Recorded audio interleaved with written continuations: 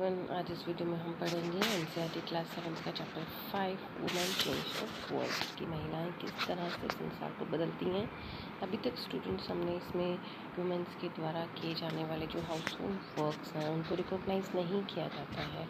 उनके बारे में हमने पढ़ा कि किस तरह से उन कामों को जो कि वो जैसे कि केयरिंग द फैमिली है, केयरिंग द चिल्ड्रंस है, एडल्ट्स हैं and other the household work which has to be done by the ladies, और we can say that about the womens are not recognised, उनको पहचाना ही नहीं जाता and they have to value as low. फिर यहाँ पे हमने जो है नेक्स्ट पेज पे कहा था कि कुछ इमेजेस हमें ड्रॉ करनी थी कि कौन सा काम जो है आपके अकॉर्डिंग आप इमेजिन करते हो कि कौन करता है। फिर इसी तरीके से हम आगे बढ़े थे तो मिसेस रोजी जो मैम है उनकी क्लास में हमने आउटलुक किया था कि किस तरह से उनकी क्लास के जो स्टूडेंट्स हैं वो क्या इमेजिन करते हैं कि इन जो क्राइटेरिया हमें दिया गया है उनमें से कौन कौन सी जो वर्क हैं वो लेडीज़ करती हैं और कौन कौन से जेंट्स करते हैं। Then after we have to be read out about the fewer opportunities and big expectations, कि कम अवसर दिए जाते हैं और बहुत ज़्यादा उनको एक्सपेक्ट नहीं किया जाता है। फिर हमने ब्रेकिंग स्टीरियोटाइप्स जो थॉट्स होते हैं उनको किस तरह से लक्ष्मी लाखा जो है उन्होंने तोड़ा है और किस तरह से वो एक इंजन ड्राइवर बनी है। मतलब काफ़ी कुछ उनके लाइफ के बारे में हमने पढ़ा कि किस तरह से उसके पेरेंट्स ने स्ट्रगल किया। Then after she has to be being engine driver and how she has to face problems in her life, and she always face the challenges and she will do best in her life. Then next we have to be discussed, there will be a story that we have to discuss in our today's video. Let's get started. Xavier was happy with the result of his class 10th board exam. ज़ैवियर जो है वो अपने exam के 10th class के result से वो काफ़ी खुश है। दो his marks in science and maths were not high, फिर भी उसके जो साइंस और मैथ्स में मार्क्स हैं वो इतने अच्छे नहीं आए हैं।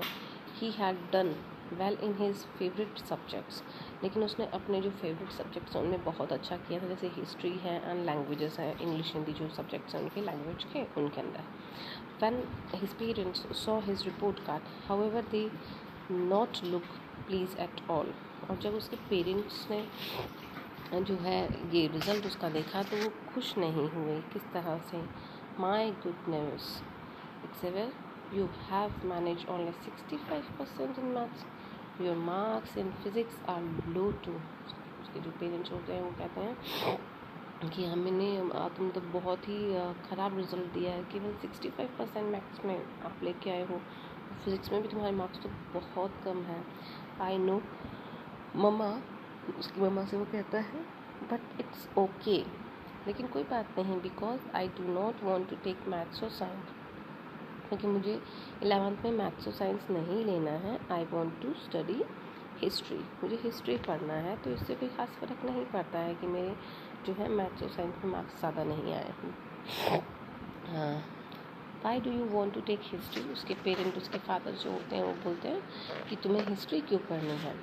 थिंक अबाउट योर फ्यूचर, अपने भविष्य के बारे में सोचो।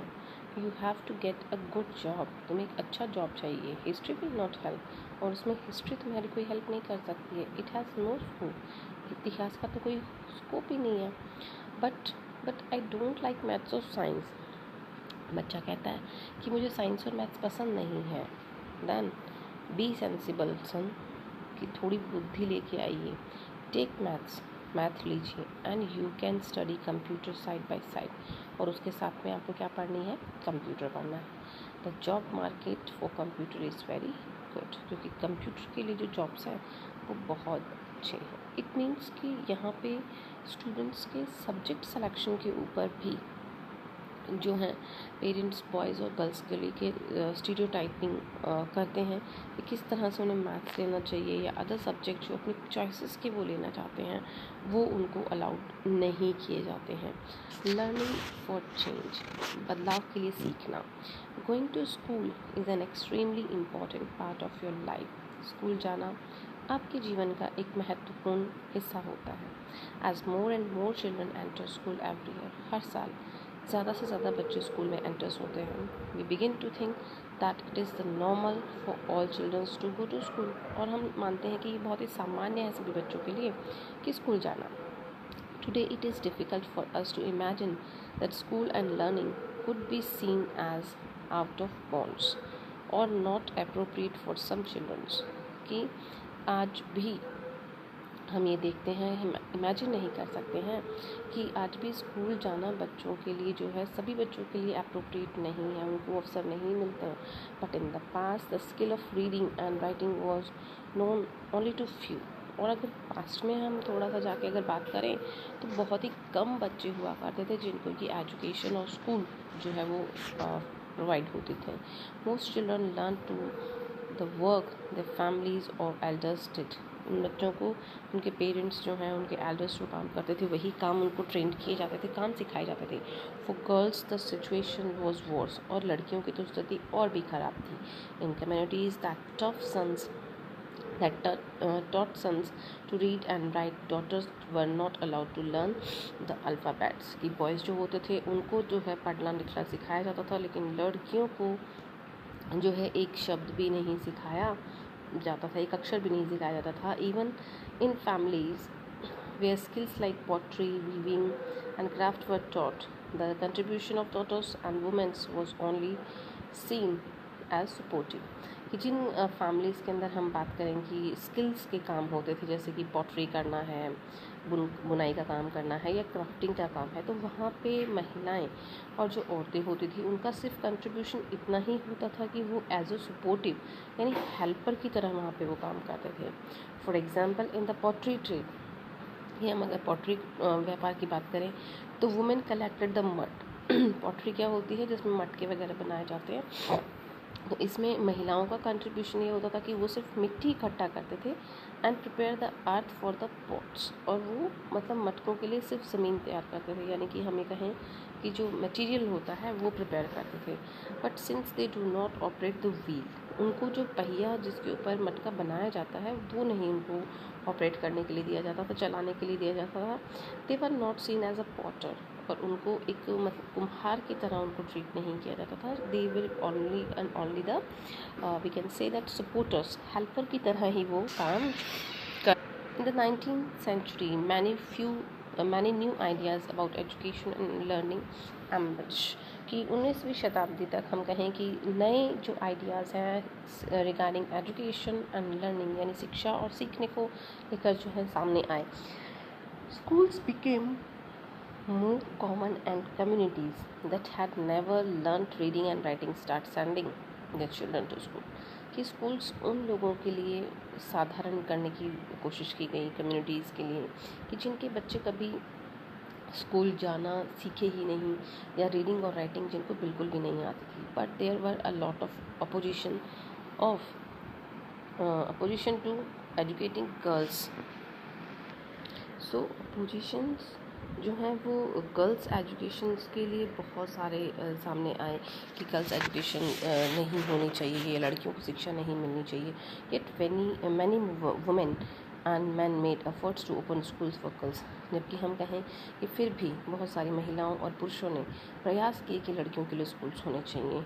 Women struggle to learn to read and write. महिलाओं ने बहुत स्ट्रगल किया है, बहुत संघर्ष किया है पढ़ने और लिखने के लिए. यानी गर्ल्स एजुकेशन जो है उसको कभी भी सपोर्ट नहीं मिला था. अगर हम 19th सेंचुरी की बात करें तो ये है Ramabai in 1858 to 1922. Showing about with her daughter, ये अपनी बेटी के साथ में यहाँ पे उनका स्नैप दिया हुआ है. Champion the cause of women's education, महिलाओं शिक्षाओं के लिए उनको एक चैम्पियन माना जाता है. She never went to school, ये कभी स्कूल नहीं गई. But learn to read and write from her parents, बल्कि इसने पढ़ना और लिखना जो है वो अपने पेरेंट्स से सीखा.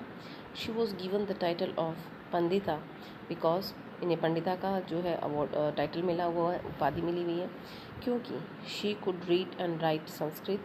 अ remarkable achievement as women then were not allowed such knowledge.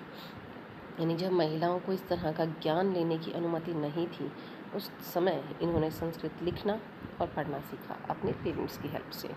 She went on to set up a mission to Khedgaon near Pune in 1898, where widows and poor women were encouraged not only to become literate but to be independent.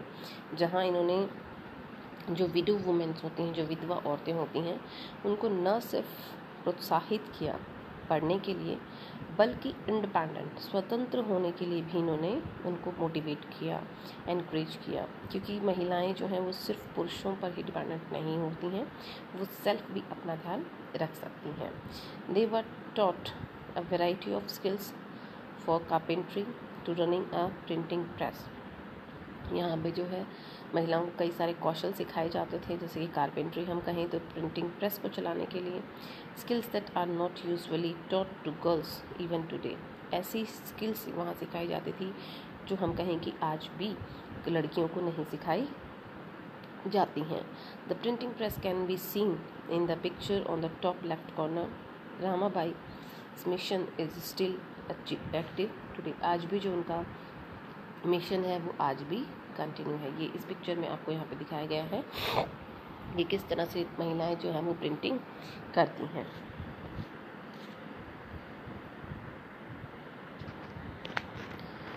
Let's read about the experience of Rajsundari Devi 1800 to 1890, who was born in West Bengal. जिनका जन्म जो है हम कहें कि waste Bengal में हुआ था सम 200 years ago, 200 साल पहले.